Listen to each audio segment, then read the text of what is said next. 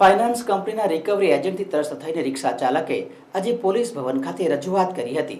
આજના સમયમાં એનબીએફસીમાંથી લોન લેવી એટલે પોતાનું જ કાસળ કાઢવા જેવી સ્થિતિ છે। ભારે ભરખમ વ્યાજ સાથે લોન આપતી એનબીએફસી અંતે ભાડૂતી ગુંડાઓના જોરે પઠાણી ઉઘરાણી કરે છે, જેમાં અવાજ એક કિસ્સામાં શહેરના કારેલીબાગ તુલસીવાડીમાં રહેતા વિનોદભાઈ ઓડ પોતાના પરિવારમાં એક જ કમાનાર વ્યક્તિ છે। તેઓ રિક્ષા ચલાવીને પોતાના પરિવારનું પેટ ભરે છે। રિક્ષા લેવા માટે તેઓએ બજાજ ફાઇનાન્સમાંથી લોન લીધી હતી, જે લોનનો એક હપ્તો ઘરમાં ચાલેલા દવાખાનાના ખર્ચને કારણે ચૂકી ગયા હતા। એક ઈએમઆઈ નહીં ભરતા તેઓની રિક્ષા ખેંચી જવા માટે રિકવરી એજન્ટ તેઓને શોધતા હતા અને માંજલપુર વિસ્તારમાં તેમની રિક્ષા દેખાતા વિનોદભાઈને રિક્ષામાંથી ઉતારીને રિકવરી એજન્ટ રિક્ષા લઈ ગયા હતા। વિનોદભાઈએ થોડા સમયમાં હપ્તો ભરી દેવાની રજૂઆત પણ કરી હતી, પણ એનબીએફસીના વ્હાઇટ કોલર ગુંડાઓએ તેઓની કોઈ વાત સાંભળી નહીં। અંતે તેઓ કારેલીબાગ અને ત્યારબાદ માંજલપુર પોલીસ મથકે ફરિયાદ લઈને પહોંચ્યા હતા, પણ ત્યાં પોલીસે ધક્કા ખવડાવીને કોઈ કાર્યવાહી કરી નહીં।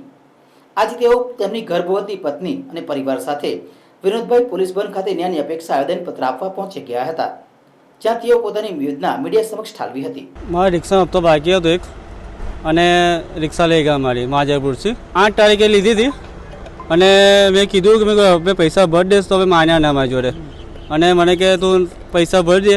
મેં કહું ના, મારે પૈસા છે નથી એવડે, મારા બહેની છે મહિના ચાલે છે, 8મો મહિનો ચાલે છે, અને મારે ઘરનું વિચારવાનું, ઘરનું ભાડું કાઢવાનું બધું મારે કરવામાં, એકલો કમાવાનો છું મેં ઘરમાં। તો મેં લોકોને કીધું કે મારે થોડી પરિસ્થિતિ ખરાબ છે મારી, થોડું સમજો મને। તો કે ના, તો કે તું રિક્ષા લઈ લે કે। તો મેં રિક્ષા લીધી। પહેલાં મને કહે છે કે તમે સાહેબ જોડે આવો, સરાટવાળા સાહેબને મળી લો, સાહેબ કહેશે તો રિક્ષા મેં તમને આપી દઈશ। તો સાહેબ બજાજ ફાઇનાન્સ। તો મેં કીધું સાહેબ કે મને કહેશે કે સાહેબને મળો તમે, સાહેબ કહેશો રિક્ષા મેં આપી દઈશું। તો સાહેબ આવ્યા નહીં, ઘરે મળ્યો મને, તો સાહેબે રિક્ષા લઈ લીધી। તો કે તું જા કે રિક્ષા મેં હપ્તો નહીં, મેં કહું નહીં મજોરે। તો કે ના, તું રિક્ષા બીકી જતો કે। તો રિક્ષા તો બીકી દીધી મેં। હવે સાહેબને જ કેવું છે કે મારી રિક્ષા મળી જાય બહુ થયું, બીજું કંઈ નહીં મળે। તો રિક્ષા પર જ ગુજરાન ચાલે? હા, એની પર જ મારું ઘર ચાલે છે। આ મારી વાઈફ છે, વાઈફના પણ મેં કીધું મહિના ચાલે છે, એવું છે, બીજું કંઈ નહીં મારે। ખાલી બધાને રિક્ષા મળી જાય બહુ છે મારે। એક જ હપ્તો બાકી છે, એક હપ્તામાં લોકો એક હપ્તામાં રિક્ષા લઈ ગયા છે। રિક્ષા મેં 2022માં દીધી, અને બધા કમ્પ્લેટ હપ્તા ચાલે છે મારા। પછી 1 મહિના જ ખાલી મારે તકલીફ પડી હતી, એટલા માટે હપ્તો નહોતો ભરવામાં। તો સાહેબને મેં કીધું ના, તો ના માન્યા।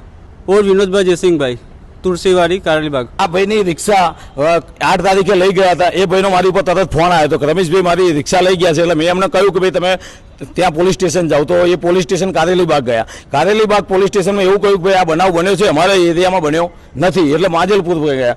માંજલપુર પોલીસ સ્ટેશનમાં ગયા તો એ ભાઈ આ અરજી લઈને ગયા હતા। આ અરજી લઈ ગયા હતા એ ભાઈ, તો આ અરજીમાં એવું કહ્યું કે ભાઈ અમને હપ્તા ભરવા જ પડે, તમારે એવું હોય નહીં કે તમારે હપ્તો લઈ જાય, પણ સાહેબ કાયદેસર કરો, કાયદાકીય કરો, કોર્ટ કરો, લઈ જાઓ। આ ભાઈનું નામ આવી ત્યાં પછી મારે પોલીસ સ્ટેશન જવું પડ્યું હતું, અને માંજલપુર પોલીસ સ્ટેશન ત્યારબાદ આ ભાઈની ફરિયાદ લેવામાં આવી હતી। હવે આજે 4 દિવસથી સાહેબે ફોન કર્યો હતો કે ભાઈ બજાજ ફાઇનાન્સના સાહેબને તમે આવી જાઓ। અત્યાર સુધી સાહેબ આવ્યા નથી ત્યાં આગળ, અને આ ભાઈ બહુ ગંભીર પરિસ્થિતિમાં છે કે એમને કેવી રીતે જમવું, કેવી રીતે શું કરવું તેનો કોઈ પણ એ નથી, અને કાયદાની અંદર કોઈ પણ જગ્યાએ એવો ઉલ્લેખ કરેલો નથી કે સીજરો રસ્તા વચ્ચે ગાડીઓ લઈ લે, અને આ એક કાયદાકીય લૂંટનો ગુનો બને છે।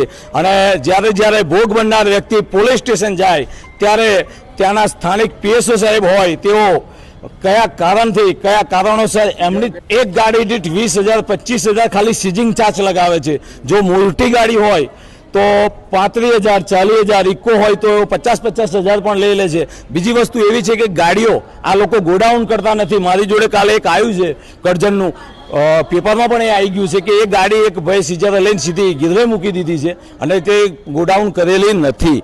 તો આવા તમામ મુદ્દાઓની ઉપર પોલીસ ધ્યાન દોરે, અને કાયદેસર આજે બરોડા જિલ્લાની અંદર જેટલા સીઝરો ગેરકાનૂની રીતે બધું જ કામ ચાલે છે તમામે તમામ બંધ થવું જોઈએ। અને એ જ બારામાં મારે સાહેબ શ્રી કમિશનરને એક રૂબરૂ મુલાકાત કરવા પહોંચી ગયો છું આજે।